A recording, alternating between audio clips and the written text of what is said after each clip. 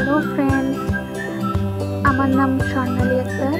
আমি কুশি কাটার কাজ করে থাকি।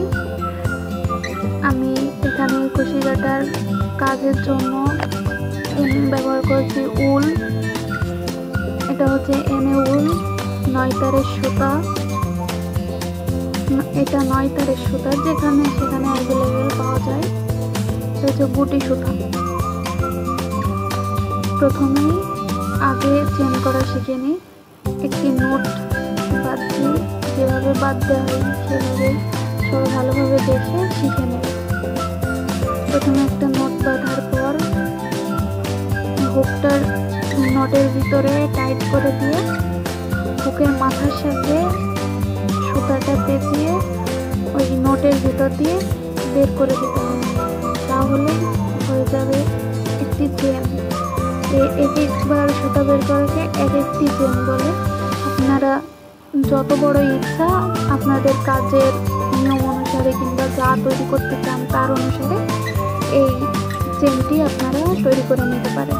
এটা তৈরি করা অত্যন্ত সহজ। আপনারা ভিডিওটি ভালোভাবে দেখলে অবশ্যই বুঝতে পারবেন কিভাবে করা হয়েছে।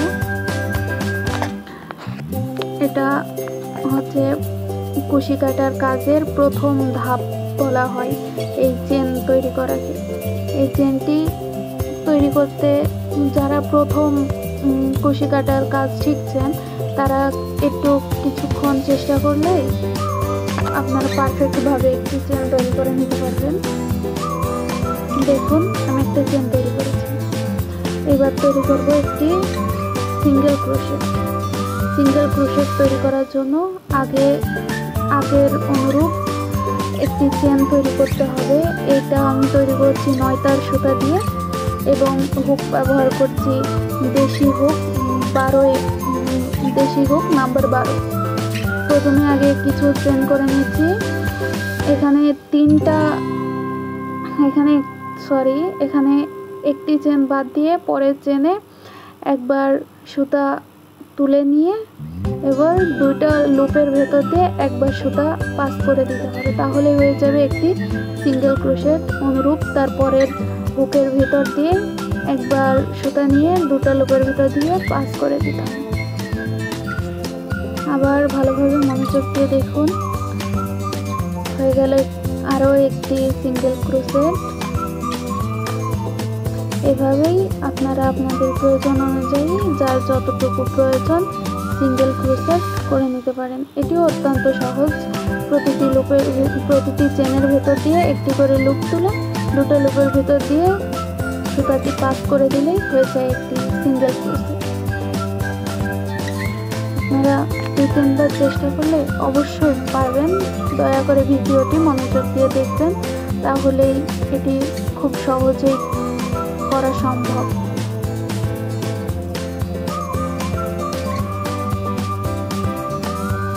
এই তো হয়ে গেল আমার সিঙ্গেল ক্রোশেট। আমি সময়ের স্বল্পতায় ছোট করে করেছি, আপনারা বড় করে করতে পারেন। এবার করবো ডবল ক্রোশেট। ডবল ক্রোশেট 3টা চেন সমান একটি ডবল ক্রোশেট। তাই প্রথম 3টা চেন বাদ দিয়ে 4 নাম্বার চেনের ভেতর দিয়ে একটি লুপ নিয়ে এসে সুতাটি দুইটা লুপ পাস করতে হবে। পরবর্তীতে আবার 2টা লুপ পাস করতে হবে। অনুরূপভাবে পরের চেনে আবার লুপ নিয়ে এসে একসাথে সুতা নিয়ে গিয়ে 2টা লুপ পাস করতে হবে। আবার পরবর্তীতে 2টা লুপ পাস করতে হবে। তাহলেই হয়ে যাবে ডবল ক্রোশেট।